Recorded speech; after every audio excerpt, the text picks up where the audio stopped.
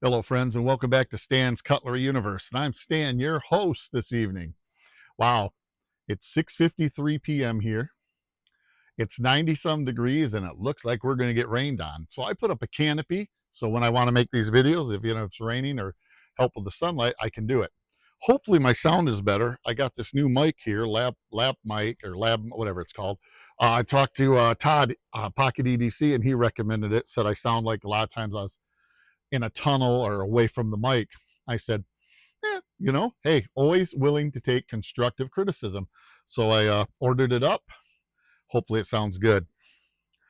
Well, tonight, I just wanted to hang out and talk a little bit. Man, I watched a really interesting video. Well, a bunch of them earlier, but one that really hit me was Steven over there at Patty's Potato Peelers. He did a video on like, what's your collecting style? He wants us to make either show our knives or do a response video, and I'm going to do one. I'm trying to figure out what my collecting style is. I mean, I was thinking like if I was Dungeons and Dragons, my thing I'd be chaotic because I collect so many different things. But then I realized there are some similarities in what I collect. So, excuse me, I got to get my knives together that I want to show, and that one will probably be a tabletop. We'll talk about them, and I'll talk about what type of collector I believe I am. It has changed, you know. Patty, Stephen even said his has changed. I think as you get deeper into the hobby, you start to learn what you really like and what you don't like. So it's easier to pick the things that you want, and almost instantly. I won't say instantly because sometimes you're going to find that one piece that you're going to go, when you get it or whatever, get your hands on it, you're going to go, wow, this is awesome. I see why this guy or that gal like it so much. Well, tonight I wanted to talk about a couple large fixed blades I have. First up, it's the Carson's Raiders Bowie. This is called Tack Extreme. I believe it's actually a frost knife. There's a part number. It says it's 14.2 inches, satin finish blade, pack of wood handle, matched with a 1680D black nylon sheath. I will say this, the sheath is too long to fit into the box. It is a beautiful sheath though. Does a very good job, and I like nylon on this style. Well, actually, I'd prefer leather on a Bowie knife, sorry. But it's just leather. If you happen to leave them in it, they're going to corrode, and get gunk on them and rust. So, there is something to be said for having that style sheath. This knife, though, is extremely well made. Just a beautiful piece of cutlery. It does not look to be full tang. I'm going to think by the way it looks like and where it goes into the guard here that it's probably pinned, hopefully to the third, but probably only to there. I don't know if it'd hold up real good on beating, and stuff. But I bought this honestly more for the style and the look. This was never purchased when I purchased it to say I'm going to go out and, you know, chop through a tree with it. This was purchased for, I like the way it looks. It's pretty cool looking. I like that Tang stamp there. It's made in China, but it's just a cool, in my opinion, a really, really cool knife. I like it a lot. Um, like I said, about the only real weakness I see, man, it's got a good, decent blade thickness there, stock thickness, blade stock thickness. Only disadvantage I see is it's probably, partial tang to there. And that would be bad if you had to use it for some heavy chopping. Weight wise and everything, the way it's pretty good. It is definitely tip heavy. Went center point someplace right there. So it's definitely a little tip heavy. That's actually not too bad of a balance point. Um, love the swedge. They do a great job on the swedge. Yeah, like I said, this was a knife when I seen it.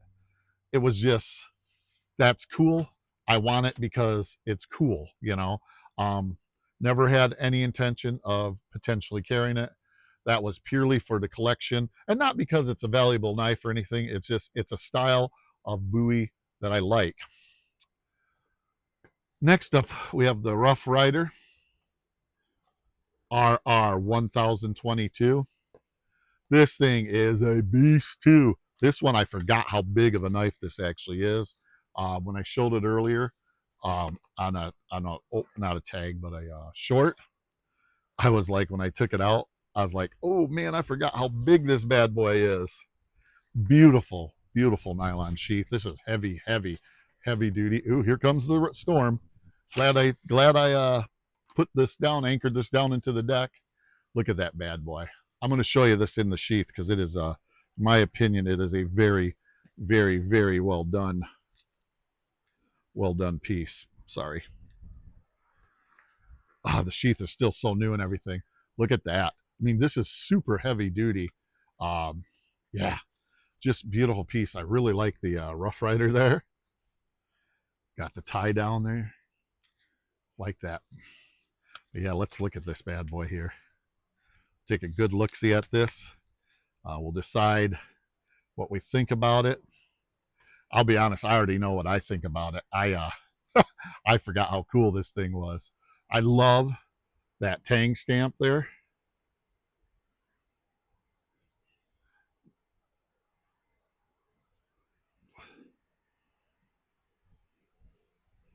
There we go. Got the camera to finally play nice. But yeah, just fits good in hand. Has a very small lanyard hole, but it'd probably be good enough for whatever. But man, this thing just feels good. Got a nice swedge right there. Nice guard, nice choil. Definitely not a finger choil, but a sharpening choil.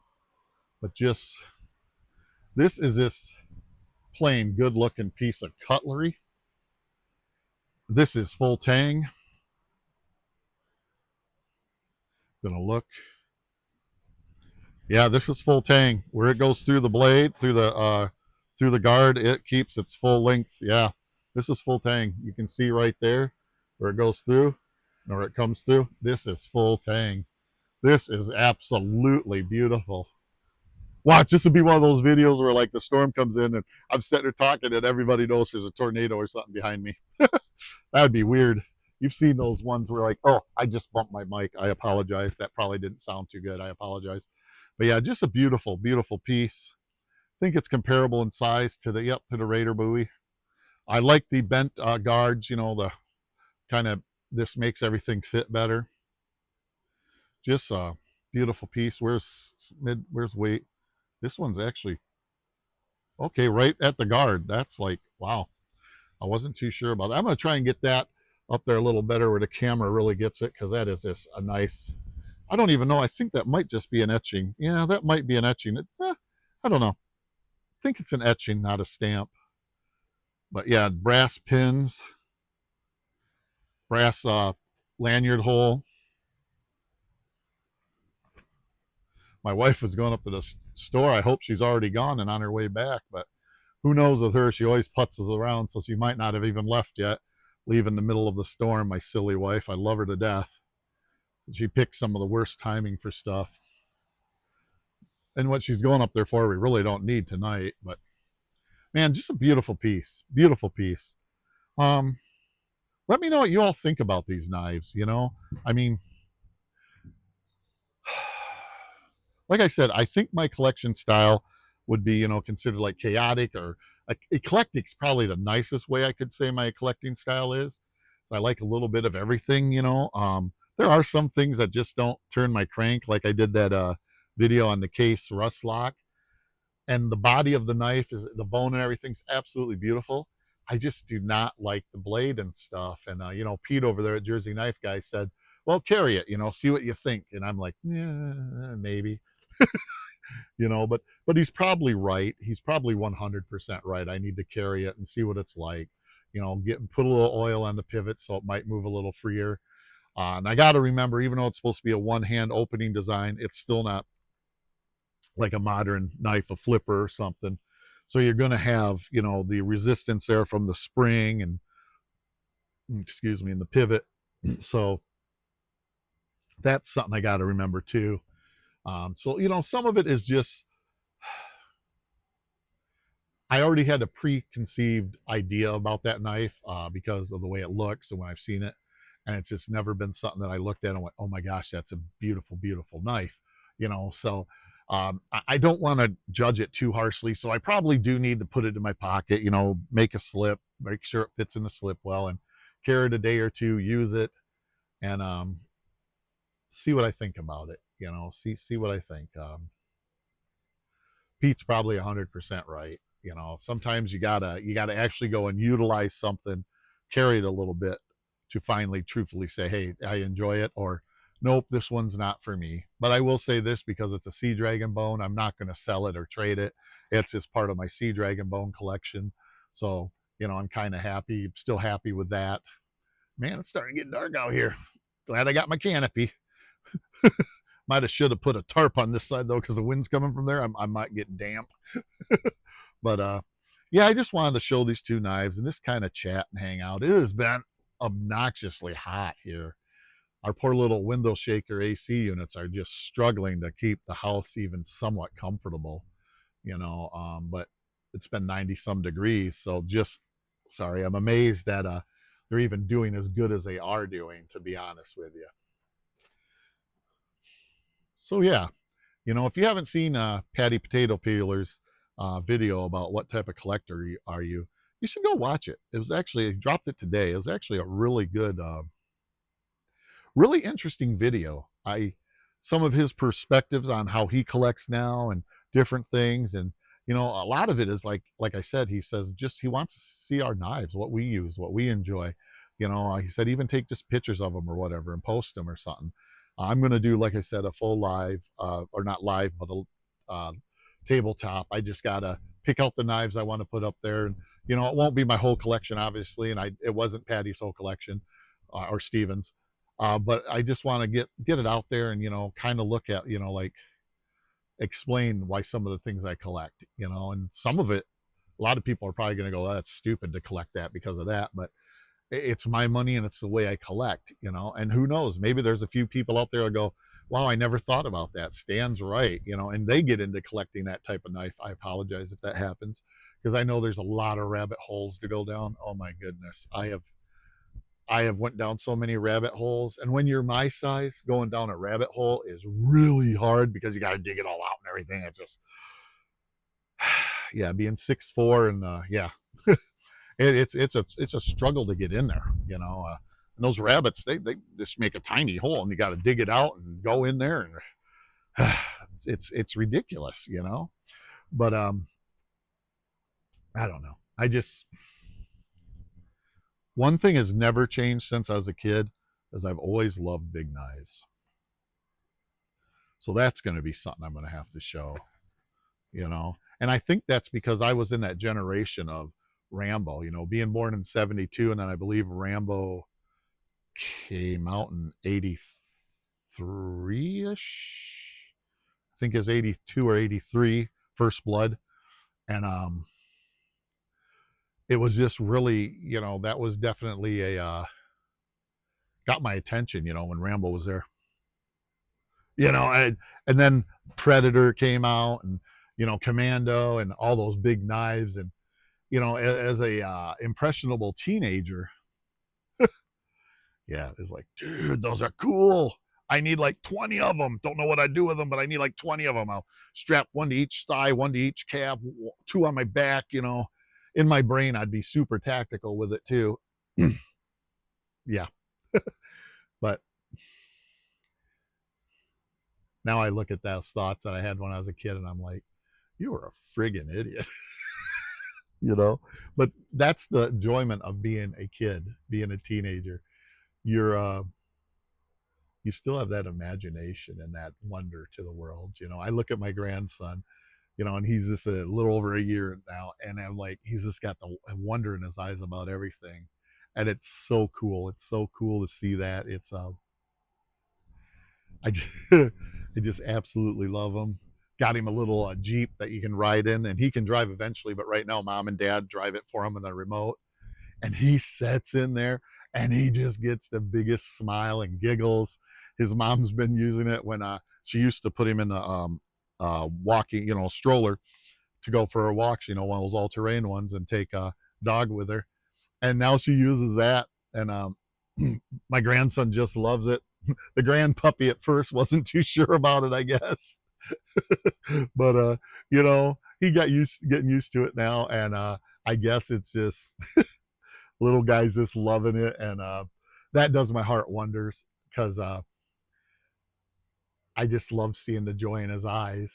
Everything's new. That was so cool, and I can't wait till he starts driving it. My biggest fear is he gets hurt on it somehow, but it's probably going to happen. Especially with boys. Boys, girls too. My daughter was pretty crazy and got out there and would get herself hurt on stuff. As long as it's like the things that happened to my daughter, where it was this, a scratch, a bruise, a bump, that's cool. That's fine. That's how they learn. I just hope it's nothing, like crashes into something and seriously hurts himself.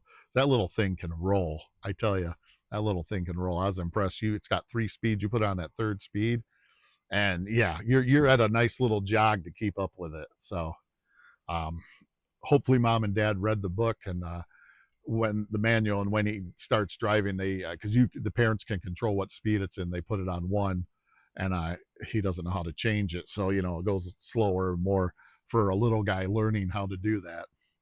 And I have no idea how this turned into that. Talking about my grandson, I guess I'm just a proud grandpa, and I love him to death. Wow, my light got really bad out here, storm and everything. I'll move this a little closer, see if it helps some. Oh, there you go. I look better, a little lighter. I want to see this beautiful face.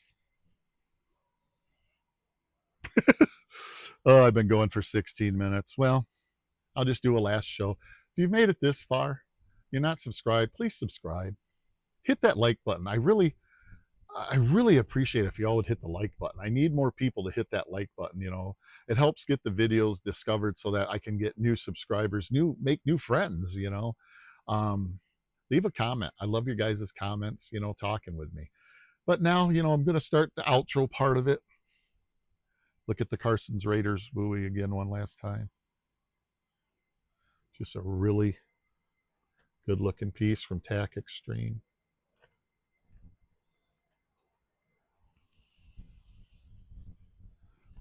I really like the way that fits. If it wasn't a semi tang, I would actually go chop a bunch of stuff with it, but I still might. I have to see if I can find another one. I can't remember if those are still readily available. This right here, though, this Rough Rider 1022, RR 1022, this thing's a hoss. This has some weight, full tang, true full tang too, where it comes through. This thing, I'm going to be doing some chopping with this. I will have to figure out, set up my camera and do some chopping, or my phone, one of them. And this is going to be fun. See how she does. You know, I might try to do it where like I actually chop something I need to remove anyways, instead of using like a machete or a saw. I'll just chop it with this beautiful buoy. Did I say buoy? Buoy. I have no idea why anybody watches me. I'm such a dipweed. Oh, Lord. Well, thanks for watching. Thanks for spending some of your time with me today. I appreciate it. Everybody's time is so valuable. And for you all to come and, spend 5-10 minutes in the beginning of this, or if you stayed the whole, going to be 19 to 20 minutes, I truly do appreciate you. Um, yeah, everybody's time is valuable. And I understand that. I just hope everybody's having a wonderful weekend. I hope everybody's being safe. Um, for those of you out there in the YouTube knife community that have been asking for prayers and stuff, I pray for you all every day. I'm not going to lie, I don't always remember names, but I put it out there as, God, can you please, my YouTube community friends and family, can you please help them? What their needs, their names, and yeah, prayer is powerful. It's like today, Bubba said, you might think I'm silly, or I can't remember if he said silly or stupid. I think he said silly for praying before he did ground in the half stop on his sod buster. I don't think it's silly at all. Praying that God will calm your hands and give you the smarts to stop when you need to. And, um, I absolutely believe that God does that. Yeah. Sometimes he even gives you that where you screw things up so you learn. does that for me a lot. Oh gosh. Then again, it might just be my strong-headedness that I'm doing it to myself because I'm not listening to him and I'm doing what I want to do instead of saying, Lord, it's in your hands. I'm here. I'm going to listen and do the best I can to understand, but I give it to you. And sometimes when you say, actually all the time when you say I give it to you, you need to actually do it. I know I'm guilty of sometimes, hey, I give it to you, Lord, but I'm going to just hang on to this little piece. Doesn't work that way. Doesn't work that way. Man, turned out to be an absolutely gorgeous evening. My wife gets home, I might say, let's set out on the deck and underneath the canopy and just veg out with the breeze is nice, even though it's 88 degrees out still. It's nice breeze, overcast, so it's not, direct sun baking you. Yeah. Well, hey, I'm going to get out of here. 21 minutes. Uh, thank you all for watching. Thank you for spending this time with me. I truly appreciate all of you, each and every one of you. With that being said, live long, prosper, and collect your own way.